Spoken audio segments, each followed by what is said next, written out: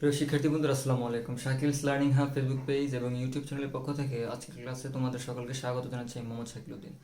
আজকে আমরা একাদশ দ্বাদশ শ্রেণীর অর্থনীতি প্রথম পত্র বইয়ের প্রথম অধ্যায় অর্থাৎ মৌলিক অর্থনৈতিক সমস্যা এবং এর সমাধানের লেকচার 5 আলোচনা করার চেষ্টা করব। তাহলে চলো বেশি কথা না করি, আমরা আমাদের মূল আলোচনায় ফিরে যাই। লেকচার 5-এ আমরা এই অধ্যায়ের বোর্ডে আসা বিভিন্ন বোর্ডের প্রশ্নগুলো আমরা আলোচনা করার চেষ্টা করব। লেকচার 1 থেকে 4 পর্যন্ত যে 4টা লেকচার আছে ওইগুলোতে আমরা প্রথম অধ্যায়ের যে মৌলিক যে সমস্যাগুলো আছে আমরা ওইগুলো আলোচনা করছি। এখন লেকচার 5 থেকে আমরা বোর্ড প্রশ্নের সমাধানগুলো আলোচনা করার চেষ্টা করব। তাহলে প্রথমে অর্থাৎ আমরা আজকে যেই বোর্ডগুলো নিয়ে আলোচনা করব সেগুলো হচ্ছে ঢাকা, রাজশাহী এবং যশোর আসা 2023 সালের যে প্রশ্নগুলো আছে ওইগুলো আমরা একটু দেখব। প্রথমে আমি ঢাকা বোর্ড 2023 সালের যে প্রথম যে প্রশ্নটা আছে উৎপাদন সম্ভাবনা রেখা সম্পর্কিত সেই প্রশ্নটা আলোচনা করার চেষ্টা করব। তাহলে দেখো, আমরা এই যে প্রশ্নটা আমি একটু সংক্ষেপে লিখলাম যে এখানে নিচে এক্স ও ওয়াই দ্রব্যের উৎপাদন সম্ভাবনা সূচি দেওয়া হলো। যেমন এখানে এক দ্রব্য ওয়াই দ্রব্য, তারপরে দেওয়া আছে প্রাপ্ত বিন্দু। যেমন এক দ্রব্য যখন 0 একক, ওয়াই তখন 70 একক, আর প্রাপ্ত বিন্দু হচ্ছে এ। এভাবে এক্স 40, ওয়াই 60, প্রাপ্তবিন্দু বি, এক্স 50, ওয়াইও 50, প্রাপ্তবিন্দু সি। তারপরে এক দ্রব্য যখন 60 একক উৎপাদন করা হয় তখন ওয়াই দ্রব্যের উৎপাদনের পরিমাণ 40 এবং প্রাপ্ত বিন্দু হচ্ছে কি ডি। একইভাবে এক্স যখন 70 একক, ওয়াই দ্রব্য তখন 0 একক এবং প্রাপ্ত বিন্দু হচ্ছে কি ই। এখানে গ নম্বর যে প্রশ্ন ছিল সেটা হচ্ছে যে উদ্দীপকের আলোকে উৎপাদন সম্ভাবনা রেখা অঙ্কন করো। ঘতে ছিল উদ্দীপকের আলোকে এক্স সমান 40, ওয়াই সমান 45 একক এবং এক্স সমান 70 এবং ওয়াই সমান 60 একক উৎপাদন সম্ভব কি যুক্তি সহ বিশ্লেষণ করো। তাহলে এখানে আমরা প্রথম গ নম্বর যে প্রশ্ন আছে, যেমন উদ্দীপকের আলোকে একটা উৎপাদন সম্ভাবনা রেখা অঙ্কন করতে বলছে, আমরা এখন এই গ নম্বরের যে সমাধানটা আছে এটা একটু আমরা দেখি। গ নম্বর, উদ্দীপকের আলোকে নিম্নে উৎপাদন সম্ভাবনা রেখা অঙ্কন করা হলো। যেমন এখানে আমরা একটা উৎপাদন সম্ভাবনা রেখা আমরা অঙ্কন করছি। যেমন এখানে আমরা ওএক্স ভূমিকে আমরা এক্স দ্রব্য এবং ওয়াই লম্বকে আমরা ওয়াই দ্রব্য নির্দেশ করছি। যেমন এখানে আমরা দেখো, এখানে আমাদের এক্স দ্রব্য সর্বোচ্চ আছে 70 এবং ওয়াই দ্রব্য কি সর্বোচ্চ আছে 70। তাহলে আমরা যদি 10 করে ব্যবধানটা নিই, যেমন এখানে দেখো 0, 40, 50, 60, 70, 70, 60, 50, 40, তার মানে আমরা যদি 10 করে ব্যবধানটা নিই তাহলে আমাদের জন্য সুবিধা হবে। যেমন আমরা এখানে যে প্রত্যেকটা যে গ্যাপ আছে এখানে হচ্ছে কি 0 একক, প্রত্যেকটার যে গ্যাপ আছে ওই গ্যাপের পরিমাণ সমান হবে এবং প্রতি গ্যাপের মান যদি আমরা 10 ধরি ঠিক একই পরিমাণের পরের গ্যাপের মান কত হবে 10ই হবে। ঠিক আছে, তাহলে 10, 20, 30, 40, 50, 60, 70 একইভাবে আমরা লম্ব অক্ষে ঠিক একইভাবে লিখছি। তাহলে আমরা এখানে এই আমাদের এই চিত্রে আমরা ভূমি অক্ষে ওএক্স ভূমি অক্ষে আমরা এক্স দ্রব্য এবং ওয়াই লম্ব অক্ষে আমরা ওয়াই দ্রব্যটা নির্দেশ করছি। তাহলে এখন আমরা দেখি এক্স দ্রব্য যখন 0, ওয়াই তখন কত 70। তাহলে এক্স এর মান যখন 0, 0 এখানে, ঠিক না, এক্স এর মান এখানে 0, আবার ওয়াই এর মান কি এখানে কি 0। তাহলে এক্স যখন 0, ওয়াই আমাদের কত 70। এই যে ওয়াই এর বরাবর আমরা 70, তাহলে প্রাপ্ত বিন্দু কি এ। একইভাবে এক্স যখন 40, ওয়াই তখন 60। তাহলে এক্স এর মান 40, এক্স অক্ষ বরাবর আমরা 40-এ যাবো। এই যে 40 আমাদের এখানে 40 আর ওয়াই হচ্ছে কি 60। তাহলে 40 এবং 60 আমরা রেখা টান দিব, এখানে মিলছে, তাহলে এটা হচ্ছে বি। একইভাবে এক্স 50, ওয়াই 50, তাহলে এক্স 50 এবং ওয়াই কত ওয়াই 50, এই রেখাগুলো আমরা কি করবো এভাবে টেনে দিব। এক্স যখন 60, ওয়াই 40, এক্স 60, ওয়াই কত ওয়াই 40, 60, 40 রেখা টান দিব, প্রাপ্তবিন্দু ডি। আবার এক্স যখন 70, এক্স 70, ওয়াই কত ওয়াই 0, তাহলে ওয়াই 0 কোথায় এখানে কিন্তু ওয়াই 0। ঠিক আছে, তাহলে আমরা প্রাপ্তবিন্দু ই। এইভাবে আমরা যখন এই রেখাগুলো টানার পর আমরা ঠিক এইভাবে আমরা কি এই রেখাগুলো মিলাই দিব, এ বি সি ডি এবং ই এর প্রাপ্ত যে বিন্দুগুলো আছে এগুলো আমরা কি এভাবে মিলাই দিব। মিলাই দিলে আমাদের এ ই একটা উৎপাদন সম্ভাবনা রেখা পাওয়া যাবে। তাহলে আমরা একটু এই চিত্রটা আঁকছি, আমরা একটু এই চিত্র বিশ্লেষণ আমরা একটু দেখি। যেমন এখানে লেখা আছে যে চিত্রে ওএক্স ভূমি অক্ষে এক্স দ্রব্য এবং ওয়াই লম্ব অক্ষে ওয়াই দ্রব্য নির্দেশ করা হলো। এ ই হচ্ছে কি আমাদের এ ই, এই রেখাটা হচ্ছে কি উৎপাদন সম্ভাবনা রেখা। এটার প্রথম কি এ এবং শেষ বিন্দু কি ই। তার মানে আমরা বলতে পারি যে এ ই হচ্ছে উৎপাদন সম্ভাবনা রেখা। এই এ ই উৎপাদন সম্ভাবনা রেখার যে কোনো বিন্দুতে, যে কোনো বিন্দু বলতে কি এ বিন্দু, বি বিন্দু, সি বিন্দু, ডি এবং ই, এই যে কোনো বিন্দুতে অর্থাৎ এ বি সি ডি বা ই, এই যে কোনো বিন্দুতে উৎপাদন করা কি সম্ভব। এক্স দ্রব্যের উৎপাদনের পরিমাণ যখন 0 একক, এক দ্রব্য কত যখন 0, ওয়াই কত 70, প্রাপ্ত বিন্দু কি এ, তাহলে এক যখন 0 একক তখন ওয়াই দ্রব্যের উৎপাদনের পরিমাণ কত 70 একক, আর প্রাপ্ত বিন্দু কি এ। তাহলে আমরা বলতে পারি এক যখন 0, ওয়াই তখন কত 70, প্রাপ্ত বিন্দু কি এ। ঠিক আছে, তারপর একইভাবে এক্স দ্রব্যের উৎপাদনের পরিমাণ যথাক্রমে কি 40, 50, 60 ও 70, যেমন এই যে 40, 50, 60 ও 70, তাহলে ওয়াই দ্রব্যের উৎপাদনের পরিমাণ কি হবে যথাক্রমে 60, 50, 40, 0। এই যে ওয়াই দ্রব্য উৎপাদনের পরিমাণ যথাক্রমে কি 60, 50, 40 ও 0 একক হয়, এবং প্রাপ্ত বিন্দুগুলো কি হবে বি সি ডি ই, এই যে বি সি ডি ও ই হয়। ঠিক আছে, তাহলে তারপর আমরা বলতে পারি যে প্রাপ্ত বিন্দু এ বি সি ডি ও ই যোগ করলে এ ই একটি কি পাওয়া যাবে, এ ই একটি উৎপাদন সম্ভাবনা রেখা পাওয়া যায়। ঠিক আছে, তাহলে আমাদের ঘ নম্বরের যে প্রশ্নের যেই উত্তর বা সমাধান, এটা হচ্ছে আমরা এভাবে লিখব।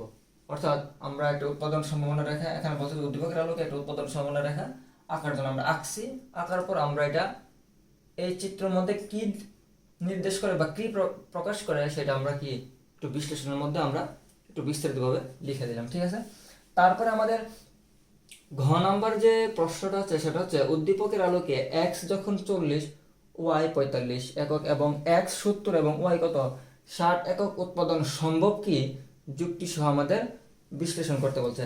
তাহলে আমরা একটু দেখি আমাদের এক্স দ্রব্য যখন 40 একক হয়, যেমন এক্স দ্রব্য যখন 40, ওয়াই এর পরিমাণ তখন 60 হয়, কিন্তু তারা বলছে ওয়াই হবে কত 45। ঠিক একইভাবে এক্স যখন 70, ওয়াই 60 এর কথা বলছে। তাহলে আমরা দেখি আমাদের এক্স যখন আমাদের 70 হয়, কিন্তু এখানে ওয়াই এর পরিমাণ 0 দেওয়া আছে, কিন্তু তারা বলছে ওয়াই হবে কত 60।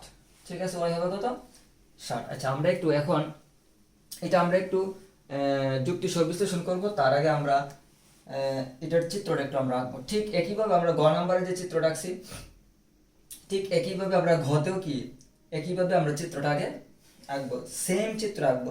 আঁকার পরে আমাদের প্রশ্নে যে অতিরিক্ত যে দুইটা তথ্য বলছে আমরা ওইগুলো একটু আবার একটু নির্দেশ করবো। যেমন এক্স এর মান 40, ওয়াই কত 45। তাহলে আমরা একটু দেখি এক্স এর মান কত 40, ঠিক আছে না, এক্স 40, ওয়াই কত বলছে 45।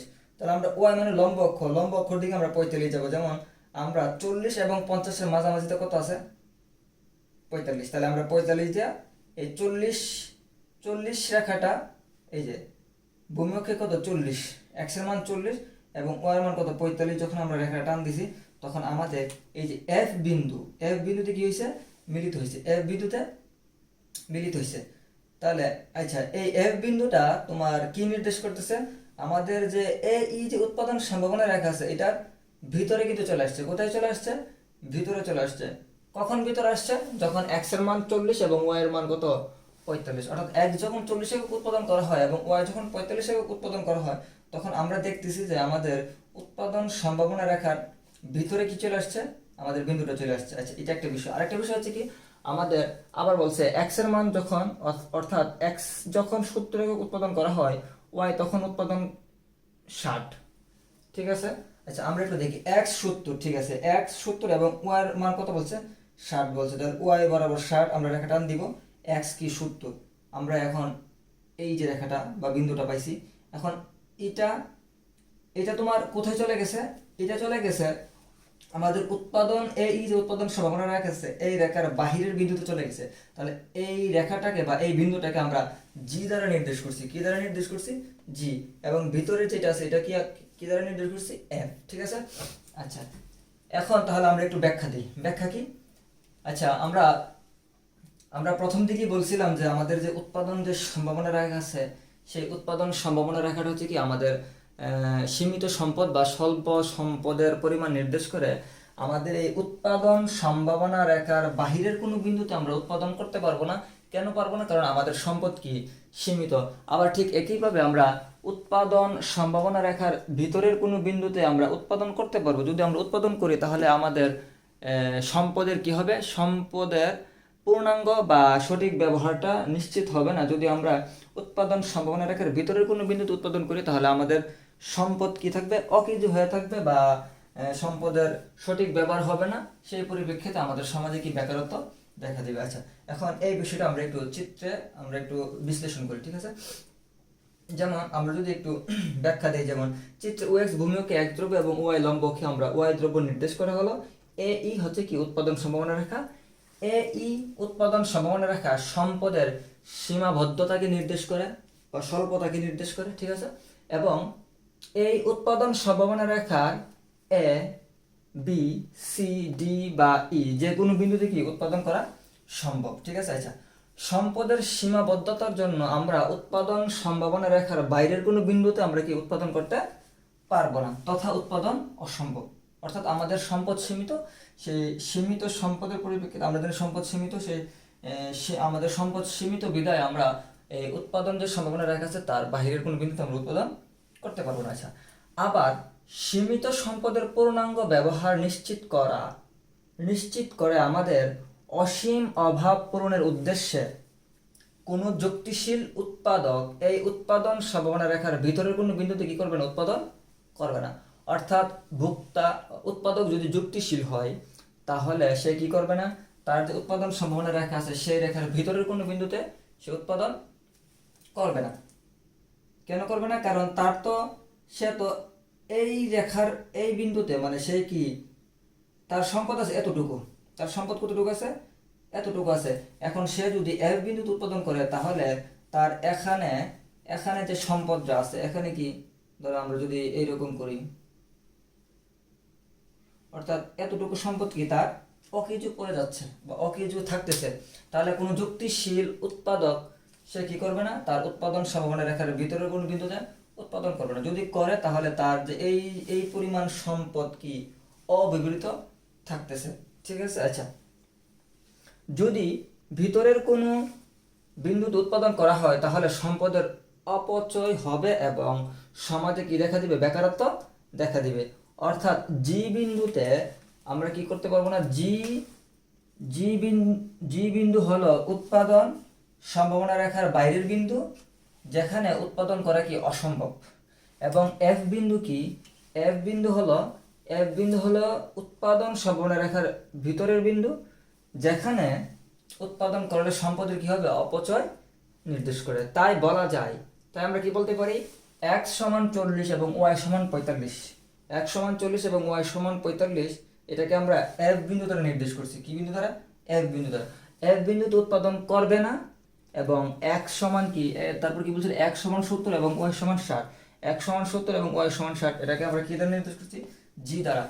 g বিন্দুতে উৎপাদন অসম্ভব, ঠিক আছে? তাহলে আমরা খুব যদি একটু সংক্ষেপে বলি তাহলে আমরা বলতে পারি যে আমাদের যে এফ বিন্দুটা আছে এটা হচ্ছে কি উৎপাদন সম্ভাবনা রেখার ভিতরের বিন্দু। এই বিন্দুতে উৎপাদন করবে না কোনো যুক্তিশীল উৎপাদক, কারণ এখন যদি উৎপাদন করে তাহলে তার সম্পদ কিছুটা কি অকেজু বা অবিবৃত থাকতেছে। আর জি বিন্দু হচ্ছে উৎপাদন সম্ভাবনা রেখার বাইরের বিন্দু। এই জি বিন্দুতে আমরা উৎপাদন করতে পারবো না বা উৎপাদন করা অসম্ভব, কারণ আমাদের সম্পদ কি সীমিত, ঠিক আছে? আশা করছি যে তোমরা এই 2023-এ আসা ঢাকা বোর্ডের যে প্রথম যে প্রশ্নটা সেটা তোমরা বুঝতে পারছো, ঠিক আছে? প্রিয় শিক্ষার্থী বন্ধুরা, আমরা ঢাকা বোর্ডের 2023-এ আসা প্রথম যে প্রশ্নটা, অর্থাৎ উৎপাদন সম্ভাবনা রেখা সম্পর্কিত যে প্রশ্নটা আমরা এখন আলোচনা করলাম, ঠিক একই রকম আমাদের রাজশাহী, যশোর এবং সিলেটের যে প্রথম যে প্রশ্নগুলো আছে, অর্থাৎ উৎপাদন সম্ভাবনা রেখা সম্পর্কিত যে প্রশ্নগুলো আছে এই তিনটা বোর্ডের ঠিক একই রকম বা হুবহুব আমরা বলতে পারি এটা হচ্ছে কি ঢাকা বোর্ডের মতোই। তো যেহেতু আমরা ঢাকা বোর্ডের এই উৎপাদন সম্ভাবনা রেখা সম্পর্কিত যে প্রশ্নটা আছে এটা যেহেতু আমরা সলিউশন করছি, আর এইগুলো যেহেতু একই রকম, তাই আমরা এই তিনটা বোর্ডের প্রশ্নগুলো কি আর সলিউশন করলাম না। তো তোমরা যদি এই ঢাকা বোর্ডের এই প্রশ্নর সমাধানটা যদি ভালো করে একটু অনুধাবন করতে পারো অথবা একটু বুঝো, তাহলে আশা করছি যে এই বাকি তিনটা বোর্ডের যে প্রশ্নটা আছে সেই তিনটা প্রশ্ন তোমরা অবশ্যই পারবে ইনশাল্লাহ, ঠিক আছে। তো আচ্ছা, এখন এখন আমরা এই আমাদের এই রাজশাহী, যশোর এবং সিলেটের প্রথম যে প্রশ্নগুলো আছে, অর্থাৎ উৎপাদন সম্ভাবনা রেখা সম্পর্কিত যে প্রশ্নগুলো আছে, সেই প্রশ্নগুলো আমরা একটু স্ক্রিনে আমরা একটু দেখে নিব, ঠিক আছে।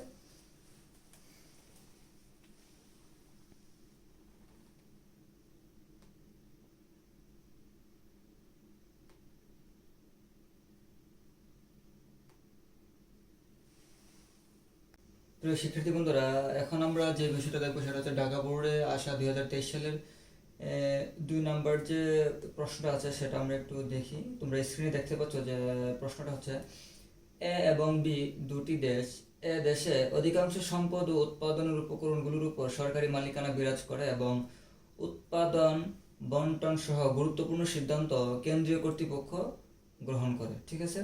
আচ্ছা, আর অন্যদিকে বিদেশ সুদমুক্তভাবে অর্থব্যবস্থা পরিচালনা করে। এদেশে ধনী ও দরিদ্রের মধ্যে কি ব্যবধান দূর করার জন্য ধনীদের সম্পদের উপর গরিবদের অধিকতর বা অধিকার প্রতিষ্ঠা ও আদায়ের ব্যবস্থা গ্রহণ করা হয়। আচ্ছা, এখানে দুইটা দেশ, একটা হচ্ছে এ এবং আরেকটা হচ্ছে কি বি। আচ্ছা, এ দেশটা যদি আমরা একটু বিশ্লেষণ করি তাহলে এ দেশ সম্পর্কে বলছে, এখানে উৎপাদন উপকরণগুলো সরকারি মালিকানা বিরাজ করে এবং উৎপাদন ও বন্টন সহ গুরুত্বপূর্ণ সিদ্ধান্ত কেন্দ্রীয় কর্তৃপক্ষ গ্রহণ করে। তাহলে আমরা আমরা যে আমাদের বিগত যে ক্লাসে বা লেকচারে যে আমরা অর্থ অর্থ ব্যবস্থাগুলো 4 ধরনের অর্থ ব্যবস্থা দেখছিলাম, যেমন কোন অর্থ ব্যবস্থার সাথে এটা মিলে এ দেশটা। যেমন আমরা যদি সমাজতান্ত্রিক বা নির্দেশমূলক অর্থ ব্যবস্থার কথা বলি, সেখানে আমরা দেখছিলাম যে আমাদের উৎপাদনের যে উপকরণগুলো আছে সেগুলো সরকার বা বেসরকারি সরকারি মালিকানা বিরাজ করে। আর একটা হচ্ছে কি, এই নির্দেশ বা সমাজতান্ত্রিক অর্থ ব্যবস্থার যে আমাদের যে উৎপাদনের বা বন্টনের যে সিদ্ধান্তগুলো আছে সেগুলো কি কেন্দ্রীয় কর্তৃপক্ষ বা সরকারের নিকট কি থাকে, সরকারের নিকট থাকে বা কেন্দ্রীয় কর্তৃপক্ষ গ্রহণ করে থাকে।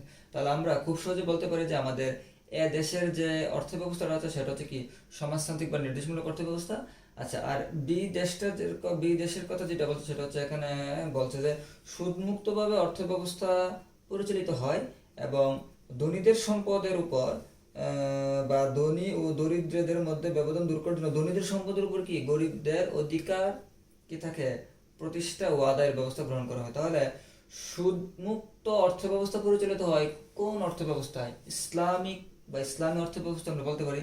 তাহলে খুব সহজে আমরা বলতে পারি যে বি দেশের অর্থ ব্যবস্থা হচ্ছে কি, বা বি দেশে ইসলামী অর্থনীতি বা ইসলামী অর্থ ব্যবস্থা কি বিদ্যমান, আমরা এরকম বলতে পারি। আচ্ছা, এখন আমাদের নম্বর যে প্রশ্নটা আছে সেটা হচ্ছে যে আমাদের এ দেশের অর্থ ব্যবস্থা কোন অর্থ ব্যবস্থার সাথে সঙ্গতিপূর্ণ, তার বৈশিষ্ট্য লেখো। তাহলে আমরা কি বলতে পারি, আমাদের এ দেশের যে অর্থ ব্যবস্থাটা কার্যকর বা পরিচালিত হয় সেটা হচ্ছে আমাদের সমাজতান্ত্রিক বা নির্দেশমূলক অর্থ ব্যবস্থা। এখন এই সমাজতান্ত্রিক বা নির্দেশমূলক অর্থ ব্যবস্থার আমাদের বৈশিষ্ট্য লিখতে হবে। তাহলে এখন প্রশ্ন হচ্ছে আমরা এখানে কয়টা বৈশিষ্ট্য লিখবো, যেহেতু আমাদের নাম্বার মানে পার্ট 3-এ বা 3 মার্কের জন্য আমাদের এই প্রশ্নটা, আমরা এখানে যদি গুছায় যদি আমরা 3টা বৈশিষ্ট্য লিখতে পারি তাহলে আমাদের জন্য কি এনাফ। 3 মার্কের জন্য 3টা বৈশিষ্ট্য আমরা খুব সুন্দরভাবে গুছিয়ে আমরা লিখবো। আর কেউ যদি পারো 4টা 5টা লিখতে পারো, সমস্যা নেই, তবে তোমরা কমপক্ষে 3টা যদি লেখো আমার মতে তোমরা 3 মার্ক পাবা। আচ্ছা, প্রথমে আমরা একটু গুছিয়ে লিখবো কিভাবে। যেমন আমরা বলতে পারি যে উদ্দীপকে এ দেশের অর্থ ব্যবস্থাটা হচ্ছে কি সমাজতান্ত্রিক অর্থ ব্যবস্থার সাথে সঙ্গতিপূর্ণ, ঠিক আছে। তারপরে আমরা সমাজতান্ত্রিক অর্থ ব্যবস্থার যে সংজ্ঞাটা আছে আমরা ওই সংজ্ঞাটা লিখবো। যেমন আমরা বলতে পারি যে যে অর্থ ব্যবস্থায় উৎপাদনের উপকরণ সমূহের ব্যক্তিগত মালিকানায় নেই, উৎপাদিত সম্পদ মানুষের কাজের পরিমাণ ও গুণ অনুযায়ী রাষ্ট্রীয় নিয়ন্ত্রণ ও কেন্দ্রীয় পরিকল্পনার মাধ্যমে বন্টন করা হয় এবং কেন্দ্রীয় কর্তৃপক্ষ কর্তৃক সকল অর্থনৈতিক সিদ্ধান্ত গৃহীত হয়, তাকে নির্দেশমূলক বা সমাজতান্ত্রিক অর্থ ব্যবস্থা বলা হয়, ঠিক আছে। তারপর আমরা লিখতে পারি যে নিচে সমাজতান্ত্রিক অর্থ ব্যবস্থার বা নির্দেশমূলক অর্থ ব্যবস্থার বৈশিষ্ট্য সমূহ উল্লেখ করা হলো। তারপর আমরা সিরিয়ালে 1 2 3 দিয়ে আমরা 3টা বৈশিষ্ট্য আমরা লিখতে পারি। যেমন প্রথম যে বৈশিষ্ট্য আমরা লিখতে পারি সেটা আমরা বলতে পারি যে কি সম্পদের রাষ্ট্রীয় মালিকানা কি থাকবে বিদ্যমান, সম্পদের রাষ্ট্রীয় মালিকানা বিদ্যমান। আমরা বলতে পারি যে সমাজতান্ত্রিক অর্থনীতিতে বা সমাজতান্ত্রিক অর্থ ব্যবস্থায় বা নির্দেশমূলক অর্থ ব্যবস্থায় অধিকাংশ সম্পদ ও উৎপাদনের উপকরণগুলোর মালিক কি হলো সরকার। তাছাড়া তাছাড়া আমরা বলতে পারি যে উৎপাদন ও বন্টন সমূহ কি কেন্দ্রীয় কর্তৃপক্ষ বা সরকার কর্তৃক কি করা হয়, গৃহীত হয়। আচ্ছা, তারপরে আমরা যেটা বলতে পারি যে আমাদের দ্বিতীয় যে আমাদের ইয়াটা আছে, যে বৈশিষ্ট্যটা আছে, সেটা আমরা বলতে পারি যে আমাদের এখানে কি কেন্দ্রীয় পরিকল্পনা, অর্থাৎ সমাজতান্ত্রিক বা নির্দেশমূলক অর্থ ব্যবস্থায় অথবা অর্থ ব্যবস্থায় উৎপাদন সহ সকল অর্থনৈতিক কার্যকলাপ কেন্দ্রীয় পরিকল্পনার দ্বারা নিয়ন্ত্রিত হয়।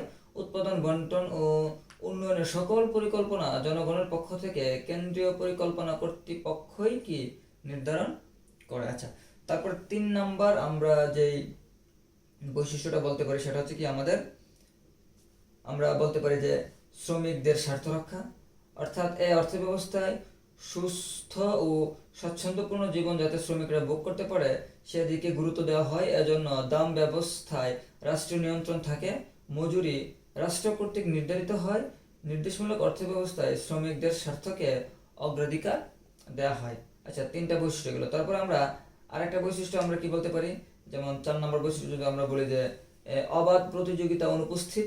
এই অর্থব্যবস্থায় স্বয়ংক্রিয়ভাবে পণ্যের দাম নির্ধারিত হয় না। স্বয়ংক্রিয়ভাবে পণ্যের দাম নির্ধারিত হয় কোন অর্থব্যবস্থায়?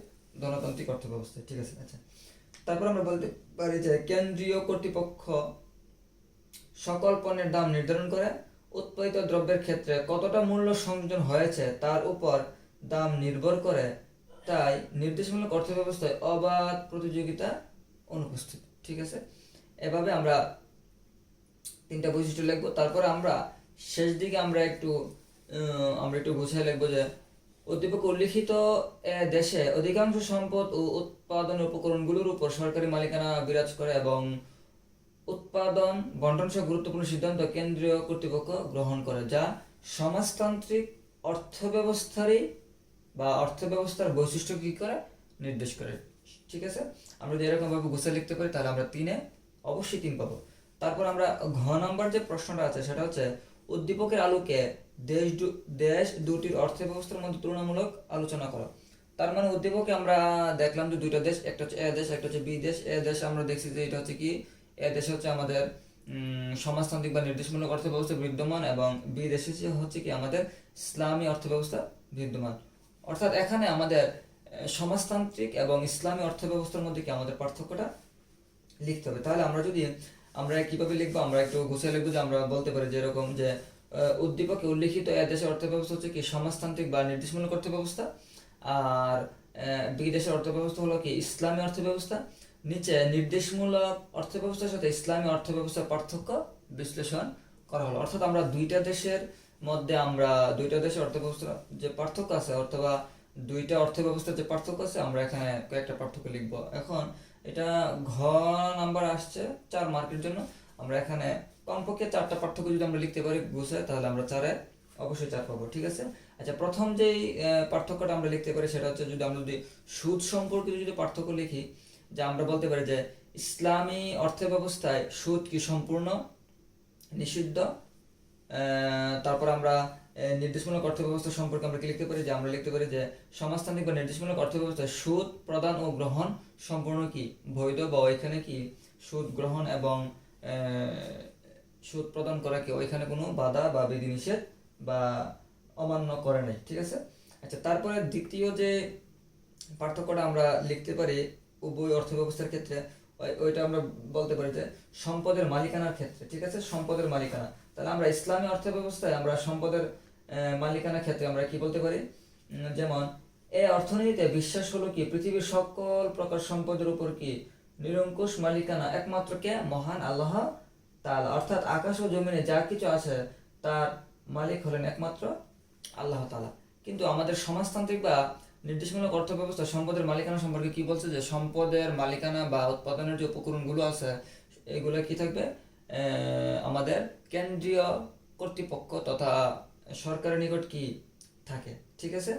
আচ্ছা, তারপরে আমাদের আরেকটা পার্থক্য যদি আমরা বলি, আমাদের 3 নাম্বার যদি আমরা পার্থক্য আমরা কি বলতে পারি, যেমন আমরা বলতে পারি যে আমাদের যে অর্থাৎ শ্রমিকদের স্বার্থ রক্ষা বা শ্রমিকদের মজুরি সম্পর্কে যদি আমরা বলি, যে আমরা যদি ইসলামী অর্থব্যবস্থা যদি আমাদের শ্রমিকদের স্বার্থ সম্পর্কিত যদি আমরা একটা পার্থক্য লিখি, যেমন আমরা বলতে পারি যে আমাদের ইসলামী অর্থব্যবস্থায় কি বলা আছে যে শ্রমিক শোষণ কি সম্পূর্ণ নিষিদ্ধ। রাসূলুল্লাহ সাল্লাল্লাহু আলাইহি ওয়াসাল্লাম ওনার একটা হাদিস আছে, যেমন রাসূলুল্লাহ সাল্লাল্লাহু আলাইহি ওয়াসাল্লাম বলেছেন যে শ্রমিকদের গায়ের ঘাম শুকানোর আগেই বা পূর্বেই কি তাদের মজুরি পরিশোধ করে দিতে, এই কথা তিনি বলেছেন। আর আমাদের সমাজতান্ত্রিক বা নির্দেশমূলক অর্থব্যবস্থায় শ্রমিকদের স্বার্থ সম্পর্কিত কথা কি বলা আছে, যেমন এই অর্থব্যবস্থায় উৎপাদন সহ সকল অর্থনৈতিক কার্যকলাপ কেন্দ্রীয় পরিকল্পনা দ্বারা অর্থাৎ আমরা বলতে পারি যে এই অর্থব্যবস্থায় সুস্থ ও স্বচ্ছন্দপূর্ণ জীবন যাতে শ্রমিকরা ভোগ করতে পারে সেদিকে গুরুত্ব দেওয়া হয়। এজন্য দাম ব্যবস্থায় রাষ্ট্রীয় নিয়ন্ত্রণ থাকে, মজুরি রাষ্ট্র কর্তৃক নির্ধারিত হয়, নির্দেশমূলক অর্থব্যবস্থায় শ্রমিকদের স্বার্থের কি আছে অগ্রাধিকার দেওয়া হয়। ঠিক আছে, আচ্ছা তিনটা পার্থক্য আছে। আমরা লাস্ট যে পার্থক্যটা আরেকটা লিখতে পারি, সেটা হচ্ছে সংজ্ঞাগত যে পার্থক্য আছে ওইটা আমরা বলতে পারি। আমাদের এই সংজ্ঞাগত যে পার্থক্যটা আছে এটা আমরা প্রথমে লিখবো, ঠিক আছে, তারপরে সিরিয়ালে বাই আমরা সুদ সম্পর্কিত পার্থক্য লিখবো 2-এ, 3-এ লিখবো আমাদের যে সম্পদের যে মালিকানা আছে সেটা সম্পর্কে, আর আমরা 4-এ লিখতে পারি যে শ্রমনীতি বা শ্রমিকদের স্বার্থ সম্পর্কিত যে পার্থক্য আছে ওইটা আমরা 4-এ লিখবো। তাহলে আমরা প্রথমে যে আমরা আমাদের সংজ্ঞাগত যে পার্থক্য আছে সেটা আমরা কি লিখতে পারি, যেমন আমরা ইসলামী অর্থ ব্যবস্থায় আমরা সংজ্ঞাগত যে সংজ্ঞাটা যেটা আছে সেটা আমরা লিখবো। যেমন আমরা বলতে পারি যে ইসলামী অর্থ ব্যবস্থাটা কি বা কাকে বলে, আমরা যদি বলি যেমন ইসলামী শরীয়ত মোতাবেক যে অর্থনৈতিক ব্যবস্থা পরিচালিত ও নিয়ন্ত্রিত হয় তাকে ইসলামী অর্থ ব্যবস্থা বলে। আর সমাজতান্ত্রিক বা নির্দেশমূলক অর্থ ব্যবস্থার সংজ্ঞাটা আমরা কি লিখতে পারি, যে আমরা লিখতে পারি যে অর্থ ব্যবস্থা উৎপাদনের উপকরণ সমূহের ব্যক্তিগত মালিকানা নেই, উৎপাদিত সম্পদ মানুষের কাজের পরিমাণ ও গুণ অনুযায়ী রাষ্ট্রীয় নিয়ন্ত্রণ ও কেন্দ্রীয় পরিকল্পনার মাধ্যমে বন্টন করা হয় এবং কেন্দ্রীয় কর্তৃপক্ষ কর্তৃক সকল অর্থনৈতিক সিদ্ধান্ত গৃহীত হয় তাকে নির্দেশমূলক অর্থ ব্যবস্থা বা সমাজতান্ত্রিক অর্থ ব্যবস্থা বলা হয়। ঠিক আছে, আমরা যদি এরকম ভাবে গুছিয়ে লিখতে পারি তাহলে অবশ্যই আমরা 4 পাবো। তাহলে পার্থক্যগুলো লেখার পরে আমরা শেষ দিকে আমরা লিখবো কি লিখতে পারি, যেমন উপরোক্ত আলোচনা হতে এটি স্পষ্টভাবে প্রতীয়মান হয় যে ইসলামী অর্থনীতিতে সমাজতান্ত্রিক অর্থব্যবস্থার মতো সম্পদের শুধু রাষ্ট্রীয় মালিকানা ও উদ্যোগ স্বীকৃত না হলেও সমাজতান্ত্রিক অর্থব্যবস্থায় ইসলামী অর্থব্যবস্থার মতো সামাজিক ন্যায় বিচার প্রতিষ্ঠার কি কোনরূপ উদ্যোগ নেই। ঠিক আছে, এরকম ভাবে যদি আমরা গুছিয়ে লিখতে পারি তাহলে আমরা অবশ্যই 4-4 পাবো বলে আমরা আশা করি। আচ্ছা প্রিয় শিক্ষার্থী বন্ধুরা, এখন আমরা যে প্রশ্নটা দেখবো সেটা হচ্ছে রাজশাহী বোর্ডে 2023 সালে আসা 2 নম্বর বা দ্বিতীয় যে সৃজনশীলটা বা প্রশ্ন আছে সেটা আমরা একটু সমাধান করার চেষ্টা করবো। আচ্ছা তোমরা স্ক্রিনে দেখতে পাচ্ছ যে প্রশ্নটা হচ্ছে যে পুষ্পিতা একটি সাংস্কৃতিক প্রতিযোগিতায় অংশগ্রহণ করার জন্য এক্স দেশে ভ্রমণ করলো। সে দেশে নাগরিকদের জীবন খুবই কি জাঁকজমকপূর্ণ। সেখানে সম্পদের মালিকানা, উৎপাদন, বন্টন এবং ভোগের ক্ষেত্রে ব্যক্তির পূর্ণ স্বাধীনতা বিদ্যমান। আচ্ছা এটা হলো একটা বিষয়। তারপরে বলছে যে যেখানে তার নিজের দেশে স্বাস্থ্য, বাণিজ্য ইত্যাদি ক্ষেত্রে সরকারি বিনিয়োগের পাশাপাশি ব্যক্তিগত বিনিয়োগ কি সুযোগ আছে। আচ্ছা আমরা যদি একটু বিশ্লেষণ করি যে পুষ্পিতা যে এক দেশে ভ্রমণ করলো, সে দেশটার যে অর্থনৈতিক কার্যক্রম বা অর্থনৈতিক যে ব্যবস্থাটা সেটা কোন অর্থনৈতিক ব্যবস্থার সাথে সঙ্গতিপূর্ণ বা মিল আছে, সেটা যদি আমরা একটু বিশ্লেষণ করতে চাই তাহলে আমরা বলতে পারি যে এখানে নাগরিকদের জীবন কি খুব জাঁকজমকপূর্ণ। ঠিক আছে, আরেকটা কথা বলছে যে সম্পদের মালিকানা, উৎপাদন, বন্টন এবং ভোগের ক্ষেত্রে ব্যক্তির পূর্ণ স্বাধীনতা বিদ্যমান। আচ্ছা ব্যক্তির পূর্ণ স্বাধীনতা বিদ্যমান থাকে মালিকানা, উৎপাদন বা বন্টন বা ভোগের ক্ষেত্রে কোন অর্থ ব্যবস্থায়, আমরা যদি বলি ধনতান্ত্রিক অর্থ ব্যবস্থা আর যে সংজ্ঞা বা বৈশিষ্ট্য যেগুলো আছে আমরা যদি একটু মিলাই তাহলে আমরা বলতে পারি যে ধনতান্ত্রিক অর্থ ব্যবস্থাতেই শুধু ব্যক্তি উৎপাদনের যে উপকরণগুলো আছে বা বন্টন বা ভোগের ক্ষেত্রে বা সম্পদের মালিকানার ক্ষেত্রে কি ব্যক্তি পূর্ণ স্বাধীনতা ভোগ করে থাকে। এটা কোন অর্থ ব্যবস্থা? ধনতান্ত্রিক অর্থ ব্যবস্থা। তাহলে আমরা বলতে পারি যে খুব সহজে পুষ্পিতা যে এক দেশে ভ্রমণ করলো সে দেশের অর্থ ব্যবস্থা কি ধনতান্ত্রিক অর্থ ব্যবস্থার সাথে কি মিল আছে বা সঙ্গতিপূর্ণ। আচ্ছা আরেকটা হচ্ছে কি তার নিজের দেশের কথা বা কি বলছে স্বাস্থ্য, বাণিজ্য ইত্যাদি ক্ষেত্রে সরকারি বিনিয়োগের পাশাপাশি ব্যক্তিগত বিনিয়োগ কি সুযোগ আছে। অর্থাৎ কোন অর্থ ব্যবস্থায় সরকারি বিনিয়োগের পাশাপাশি ব্যক্তি বা বেসরকারি বিনিয়োগ কি বিদ্যমান থাকে, এটা আমরা খুব সহজে বলতে পারি। এটা হচ্ছে মিশ্র অর্থ ব্যবস্থায় আমাদের সরকারি বিনিয়োগের পাশাপাশি ব্যক্তি বিনিয়োগও কি বিদ্যমান বা অর্থনৈতিক বা সম্পদের যে উপকরণ বা সম্পদের মালিক বা সম্পদের যে মালিকানা আছে বা সম্পদের যে উপকরণগুলো আছে এগুলো কি ব্যক্তিগত মালিকানা পাশাপাশি বেসরকারি হাতে কি বিদ্যমান থাকে, এটা কোন অর্থ ব্যবস্থায়? মিশ্র অর্থ ব্যবস্থায়। আচ্ছা, তাহলে আমরা খুব সহজে বলতে পারি যে এক্স দেশে হচ্ছে কি আমাদের গণতান্ত্রিক অর্থ ব্যবস্থা বিদ্যমান, এবং পুষ্পিতার নিজের দেশের যে অর্থ ব্যবস্থাটা সেটা হচ্ছে কি মিশ্র অর্থ ব্যবস্থা বিদ্যমান। আচ্ছা, এখন গ নম্বরের যে প্রশ্নটা সেটা হচ্ছে এক্স দেশে কোন ধরনের অর্থ ব্যবস্থা বিদ্যমান সেটা ব্যাখ্যা করো। ঠিক আছে, তাহলে আমরা খুব সহজে বলতে পারি যে আমরা একটু যদি সমাধানটা করতে চাই বা করি, তাহলে আমরা ঘ নম্বরে বলতে পারি যে উদ্দীপকে এক দেশে কি ধনতান্ত্রিক অর্থ ব্যবস্থা বিদ্যমান। ঠিক আছে, তারপর আমরা বলতে পারি যে নিচে ধনতান্ত্রিক অর্থ ব্যবস্থা সম্পর্কে ব্যাখ্যা প্রদান করা হলো। আচ্ছা, তারপর প্রথমে আমরা কি লিখবো? ধনতান্ত্রিক অর্থ ব্যবস্থার যে সংজ্ঞাটা আছে আমরা সেই সংজ্ঞাটা আমরা লিখতে পারি, যেমন যে অর্থ ব্যবস্থা উৎপাদনের উপকরণগুলো কি ব্যক্তিগত মালিকানা বিদ্যমান এবং সরকারি হস্তক্ষেপ বা সরকারি হাত ব্যতি রেখে অবাধ দাম প্রক্রিয়ার মাধ্যমে বাজার পরিচালিত হয়, সে অর্থনৈতিক ব্যবস্থাকে ধনতান্ত্রিক অর্থ ব্যবস্থা বলা হয়। ঠিক আছে, আচ্ছা, তারপরে সংজ্ঞার পরে আমরা যেটা বলবো, যেহেতু এখানে ব্যাখ্যা করতে বলতে, তাহলে আমরা একটু ধনতান্ত্রিক অর্থ ব্যবস্থার সম্পর্কে একটু বর্ণনা দিব বা একটু বিস্তারিতটা লিখবো যে কিভাবে ধনতান্ত্রিক অর্থ ব্যবস্থার সূচনা হয় বা কিভাবে আসছে। আচ্ছা, তারপরে আমরা বলতে পারি যে আবার এখানে আরেকটা কথা আছে যে যেমন এই ধনতান্ত্রিক অর্থ ব্যবস্থা আরেকটা নাম কি? ধনতান্ত্রিক অর্থ ব্যবস্থা আরেকটা নাম হচ্ছে কি পুঁজিবাদী অর্থ ব্যবস্থা, এটা আমরা বলতে পারি। আচ্ছা, তারপরে আমরা বলবো যে যেমন এটা সম্পর্কে একটু ব্যাখ্যা দিলে, যেমন অষ্টাদশ শতাব্দীর শেষ ভাগে ফরাসি বিপ্লবের মধ্য দিয়ে সমগ্র ইউরোপে কি ধনতান্ত্রিক অর্থনীতির সূচনা বা সূত্রপাত কি ঘটে। এই অর্থ ব্যবস্থায় বাজার দ্বারাই কি উপকরণের মালিকদের এবং ক্রেতা বিক্রেতার কি প্রতিযোগিতার মাধ্যমে কি হয় নির্ধারিত হচ্ছে, অর্থাৎ কি উৎপাদন হবে বা কিভাবে উৎপাদিত হবে এবং কি উৎপাদনের বন্টন কিরকম হবে, অর্থাৎ ক্রেতা এবং বিক্রেতা আহ, পরস্পরের ঘাত প্রতিঘাতের মাধ্যমে আমাদের একটা সমাজে কি হয়, কতটুকু উৎপাদন করা হবে বা কি উৎপাদন করা হবে বা বন্টন প্রক্রিয়াটা কিরকম হবে বা পণ্যের দামটা কিরকম হবে, সেটা আমরা কি করতে পারি? নির্ধারণ করতে পারি। আচ্ছা, ঠিক আছে, তারপরে ক্রেতা বিক্রেতা হচ্ছেন কি ব্যক্তিগতভাবে সমস্ত সম্পদ তথা উৎপাদন উপকরণের মালিক এবং বাজারে তাদের আন্তঃক্রিয়ার মাধ্যমে কি এসবের দাম নির্ধারিত হয়। অর্থাৎ আমরা গণতান্ত্রিকের এই বৈশিষ্ট্যের মধ্যে আমরা দেখছিলাম যে আমাদের ক্রেতা এবং বিক্রেতা তাদের উভয়ের কি ঘাত বা দর কষাকষির মাধ্যমে কি পণ্যের দামটা কি হবে নির্ধারিত হবে। আচ্ছা, ঠিক আছে, তারপরে আমরা খুব সহজে বলতে পারি যে এখানে উদ্দীপকে দেখা যায় এক্স দেশে কি নাগরিকদের জীবন খুবই কি জাঁকজমকপূর্ণ এবং সেখানে কি সম্পদের মালিকানা উৎপাদন বন্টন এবং ভোগের ক্ষেত্রে কি ব্যক্তি পূর্ণ স্বাধীনতা কি বিদ্যমান বা ভোগ করে। এসব কি ধনতান্ত্রিক অর্থ ব্যবস্থার কি বৈশিষ্ট্য। ঠিক আছে, তাহলে আমরা খুব সহজে বলতে পারি যে সুতরাং বলা যায় এক্স দেশের কি ধনতান্ত্রিক অর্থ ব্যবস্থা কি বিদ্যমান। ঠিক আছে, তাহলে আমাদের ঘ নাম্বার শেষ। আমাদের ঘ নাম্বারের যে প্রশ্নটা আছে সেটা হচ্ছে কি পুষ্পিতার দেশের সাথে এক্স দেশের অর্থ ব্যবস্থা তুলনা করো। তাহলে পুষ্পিতার দেশ হচ্ছে কি মিশ্র অর্থ ব্যবস্থার একটা দেশ, আর এক্স দেশটা হচ্ছে কি ধনতান্ত্রিক অর্থ ব্যবস্থার কি একটা দেশ। তাহলে আমরা উভয় দেশের মধ্যে কি আমরা উভয় দেশ বলতে কি আমরা ধরো এখানে ধনতান্ত্রিক এবং মিশ্র এই দুই অর্থ ব্যবস্থার কি কিছু আমরা তুলনা করব, দুই অর্থ ব্যবস্থার মধ্যে কি কিছু তুলনা বা পার্থক্য আমরা দেখব একটু। আচ্ছা, তাহলে প্রথমে আমরা যেটা বলতে পারি, যেমন উদ্দীপকে উল্লিখিত এক দেশ কি ধনতান্ত্রিক অর্থ ব্যবস্থা এবং পুষ্পিতার দেশে কি মিশ্র অর্থ ব্যবস্থা বিদ্যমান, এ দুটি অর্থ ব্যবস্থার মধ্যে তুলনা করা হলো। তাহলে আমরা তুলনাটা আমরা কিভাবে করতে পারি? আমরা যদি প্রথম তুলনাটা করি, যেমন অর্থনৈতিক কর্মকাণ্ড সম্পর্কিত আমরা যে তুলনা আছে, যেমন এটা যদি আমরা করি, যেমন অর্থনৈতিক কর্মকাণ্ড বলতে কি, যেমন উৎপাদন বন্টন বিনিয়োগ বা ভোগ ইত্যাদি, এই বিষয়গুলো যদি আমরা আলোচনা করি, যেমন প্রথমে আমরা বলতে পারি প্রথমত ধনতান্ত্রিক অর্থ ব্যবস্থায় অধিকাংশ অর্থনৈতিক কর্মকাণ্ড যেমন উৎপাদন বিনিময় বন্টন ভোগ প্রভৃতি কি ব্যক্তিগত উদ্যোগে পরিচালিত হয়। এসব উদ্যোগে সরকারের কোনো হাত বা হস্তক্ষেপ থাকে না।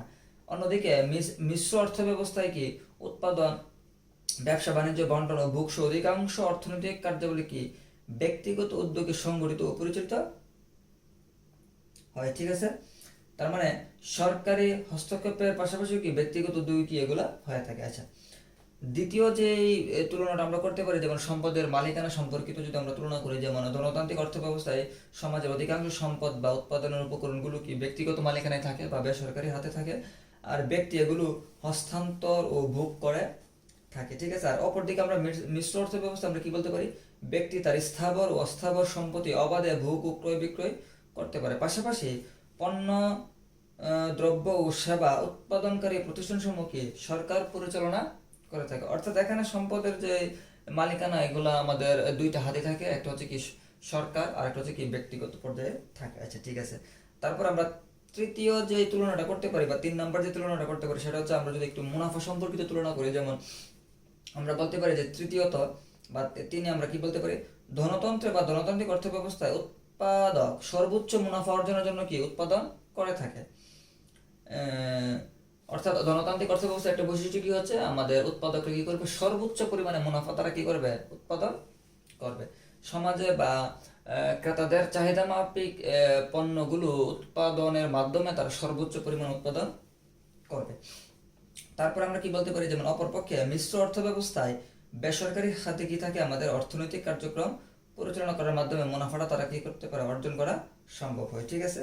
তারপর আমরা সর্বশেষ বলতে পারি যে উদ্দীপকে এক্স দেশে নাগরিকদের জীবন কি খুবই জাঁকজমকপূর্ণ, যেখানে সম্পদের মালিকানা, উৎপাদন, বন্টন এবং ভোগের ক্ষেত্রে ব্যক্তির পূর্ণ স্বাধীনতা বিদ্যমান, যা গণতন্ত্রের বৈশিষ্ট্যকে কি করে, বহন করে, অথবা গণতন্ত্রের বৈশিষ্ট্যের সাথে কি সঙ্গতিপূর্ণ বা মিল আছে, ঠিক আছে। আর অন্যদিকে আমরা বলতে পারি যে পুষ্পিতার দেশে শিক্ষা, স্বাস্থ্য, বাণিজ্য ইত্যাদি ক্ষেত্রে সরকারি বিনিয়োগের পাশাপাশি ব্যক্তিগত বিনিয়োগের কি সুযোগ আছে, যা মিশ্র অর্থ ব্যবস্থাকে নির্দেশ করে বা মিশ্র অর্থ ব্যবস্থার কার্যক্রমের সাথে সঙ্গতিপূর্ণ বা মিল রয়েছে, এরকম আমরা বলতে পারি।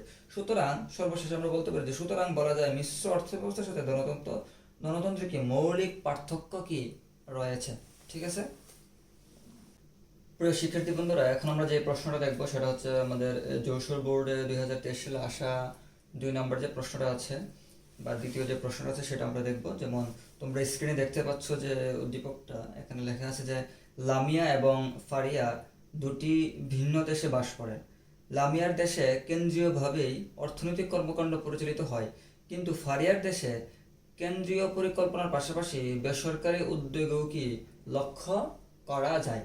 আচ্ছা, এখানে যদি আমরা দুইজন ব্যক্তির যে দুইটা দেশের কথা বলা আছে বা তাদের যে অর্থনৈতিক যে কর্মকাণ্ডগুলো আছে সেগুলো যদি আমরা একটু বিশ্লেষণ করি, তাহলে আমরা খুব সহজে বলতে পারি যে লামিয়ার দেশের যে অর্থ ব্যবস্থার কথা বলা আছে, যেমন সেটা হচ্ছে কি তাদের দেশের যে অর্থনৈতিক যে কর্মকাণ্ড আছে সেগুলো কি কেন্দ্রীয়ভাবে কি এগুলো পরিচালিত হয়। তাহলে কেন্দ্রীয়ভাবে পরিচালিত হয় বা সরকার বা কেন্দ্রীয় কর্তৃপক্ষ সবগুলো কাজ করে থাকে বা নিয়ন্ত্রণ করে থাকে, এটা কোন অর্থ ব্যবস্থায়, সমাজতান্ত্রিক বা নির্দেশমূলক অর্থ ব্যবস্থা, ঠিক আছে। আচ্ছা, আরেকটা হচ্ছে যে আমাদের কেন্দ্রীয় পরিকল্পনার পাশাপাশি বেসরকারি উদ্যোগও লক্ষ্য করা যায়, অর্থাৎ কেন্দ্রীয় বা সরকারের পাশাপাশি আমাদের বেসরকারি খাতেও কি থাকে, কিছু সম্পদের উপকরণ মালিকানা থাকে। এটা কোন অর্থ ব্যবস্থায়, মিশ্র অর্থ ব্যবস্থায়। তাহলে আমরা খুব সহজে বলতে পারি যে লামিয়ার দেশের অর্থ ব্যবস্থা হচ্ছে সমাজতান্ত্রিক বা নির্দেশমূলক অর্থ ব্যবস্থা, আর ফারিয়ারটা হচ্ছে কি মিশ্র অর্থ ব্যবস্থা, ঠিক আছে। আচ্ছা, এখানে আমাদের নম্বর যে প্রশ্নটা আছে সেটা হচ্ছে যে আমাদের উদ্দীপকের লামিয়ার দেশে বিদ্যমান অর্থনৈতিক ব্যবস্থার 3টি বৈশিষ্ট্য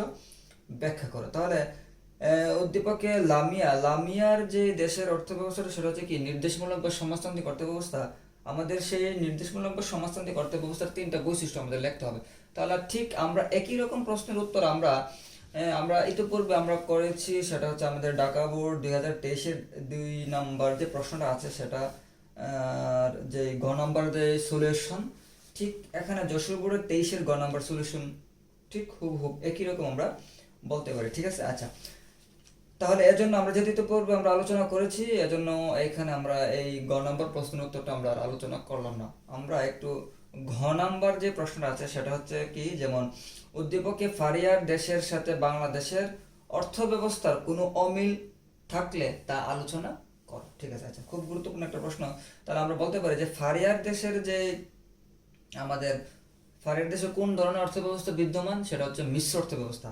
আর আমরা জানি যে আমাদের বাংলাদেশের যে অর্থ ব্যবস্থাটা আছে সেটা হচ্ছে কি, সেটাও মিশ্র অর্থ ব্যবস্থা। তাহলে এখানে প্রশ্ন বলছে, তাহলে আমরা বলতে পারি যে দুইটা দেশের অর্থ ব্যবস্থা মিশ্র অর্থ ব্যবস্থা। তাহলে এখানে যেহেতু দুইটা দেশের অর্থ ব্যবস্থা মিশ্র অর্থ ব্যবস্থা, তাহলে এখানে তো নিশ্চয়ই কোনো অমিল নাই, বরং কিছু মিল আমরা লক্ষ্য করি বা মিল রয়েছে বলে আমরা এরকম বলতে পারি। তাহলে নম্বর যে উত্তর সেটা আমরা বলতে পারি যে উদ্দীপকে ফারিয়ার দেশের সাথে বাংলাদেশের অর্থ ব্যবস্থার কোনো অমিল নেই, বরং কি আছে, মিল রয়েছে, ঠিক আছে। আচ্ছা, তাহলে এখন আমরা একটু দেখি যে বাংলাদেশের অর্থব্যবস্থা মিশ্র অর্থব্যবস্থা এবং উদ্দীপকের ফারিয়ার দেশের অর্থব্যবস্থা কি মিশ্র অর্থব্যবস্থা। এর জন্য দুইটার মধ্যে কোনো মিল নাই, বরঞ্চ কি আছে, সরি, কোনো অমিল নাই, বরঞ্চ কি আছে, মিল আছে। আচ্ছা, তাহলে আমরা একটু দুইটা দেশ সম্পর্কে একটু যদি আমরা সংক্ষেপে আলোচনা করি, যেমন আমরা বলতে পারি যে বাংলাদেশের অর্থব্যবস্থার দিকে লক্ষ্য করলে আমরা কি দেখতে পাই, যেমন এই ব্যক্তিগত উদ্যোগ ও সরকারি উদ্যোগ সম্মিলিত ভূমিকা পালন করে। এদেশে কিছু সম্পদ কি ব্যক্তি মালিকানা এবং কিছু সম্পদ কি রাষ্ট্রীয় মালিকানা কি থাকে, রাষ্ট্রীয় মালিকানায় পরিচালিত হচ্ছে। অর্থনৈতিক অর্থনৈতিক সম্পর্ক অর্থনৈতিক সম্পর্ক কিছু সরকার এবং কিছু কি থাকে কেন্দ্রীয় কর্তৃপক্ষ গ্রহণ করে। ব্যক্তি বা কেন্দ্রীয় কর্তৃপক্ষ দাম নির্ধারণে কোনো ভূমিকা রাখে না। এসব বৈশিষ্ট্য মিশ্র অর্থব্যবস্থার সাথে কি সামঞ্জস্যপূর্ণ, তাই বাংলাদেশে মিশ্র অর্থব্যবস্থা প্রচলিত বলা যায়। আমরা জানি যে অর্থনৈতিক ব্যবস্থায় ব্যক্তি মালিকানা ও বেসরকারি উদ্যোগের পাশাপাশি সরকারি উদ্যোগকে নিয়ন্ত্রণ বিরাজ করে তাকে আমরা কি বলতে পারি, মিশ্র অর্থব্যবস্থা বলি। এরূপ অর্থব্যবস্থায় স্বয়ংক্রিয় দাম ব্যবস্থা কি অধীনে পণ্যের দাম কি থাকে নির্ধারিত হয়। অর্থাৎ এখানে স্বয়ংক্রিয় দাম ব্যবস্থা বলতে বোঝাচ্ছে আমাদের যে চাহিদা এবং যোগানের ভিত্তিতে বা ক্রেতা বিক্রেতার ঘাত বা দর কষাকষির মাধ্যমে কি পণ্যের দামটা কি হবে, নির্ধারিত হবে। ঠিক আছে, এটা পূর্বে থেকে কোনো নির্ধারণ করা থাকে না। আচ্ছা, তারপর আমরা বলতে পারি যে বাংলাদেশে ও ক্রেতা বা বিক্রেতা কি এককভাবে দামের উপর প্রভাব বিস্তার করতে পারে না। চাহিদা ও যোগানের ঘাত প্রতিঘাতের মাধ্যমে এখানে কি হয়, দাম নির্ধারিত হয়। ঠিক আছে, এদিকে উপরে ফারিয়ার দেশেও কি কেন্দ্রীয় পরিকল্পনার পাশাপাশি বেসরকারি উদ্যোগ কি লক্ষ্য করা যায়, যা মিশ্র অর্থব্যবস্থায় কি করে নির্দেশ করে। সুতরাং দেখা যায় বাংলাদেশে ও উদ্দীপকের ফারিয়ার দেশে কি মিশ্র অর্থব্যবস্থা কি থাকে বিদ্যমান। তাই আমরা বলতে পারি কি বাংলাদেশের অর্থব্যবস্থার সাথে উপরের ফারিয়ার দেশের অর্থব্যবস্থা কি কোনো অমিল নেই, বরং মিল রয়েছে।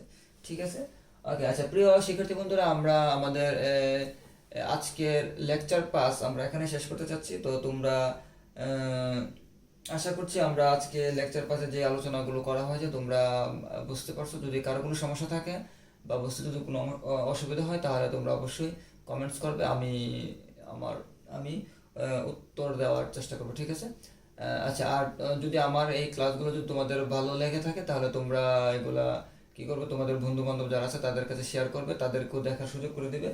আর অবশ্যই তোমরা লাইক করবে, কমেন্টস করবে এবং আমার এই ভিডিওগুলো তোমরা কি করবে, শেয়ার করে দিবে। ওকে, ঠিক আছে। তো প্রিয় শিক্ষার্থী বন্ধুরা, আজকের মতো এখানে আমি বিদায় নিচ্ছি। তোমরা সবাই ভালো থাকো, সুস্থ থাকো।